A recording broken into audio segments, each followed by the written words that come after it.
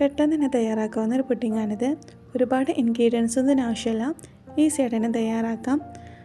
6 table spoon കോൺഫ്ലോറും കുറച്ച് മിൽക്കും add ചെയ്ത് കട്ടയില്ലാതെ മിക്സ് ചെയ്ത് മാറ്റി വയ്ക്കാം.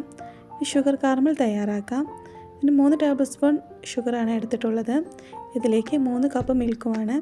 അതിൽ നിന്നും കുറച്ച് മിൽക്ക് ഇതിലേക്ക് ആഡ് ചെയ്ത് രണ്ടും യോജിക്കുന്നത് വരെ ഇളക്കിയെടുക്കുക. അത് കഴിഞ്ഞ് ബാക്കിയുള്ള മിൽക്ക് ഇതിലേക്ക് ആഡ് ചെയ്യാം. ഇതൊന്ന് മിക്സ് ചെയ്ത് ആവശ്യത്തിന് ഷുഗർ ഇതിലേക്ക് ആഡ് ചെയ്യാം.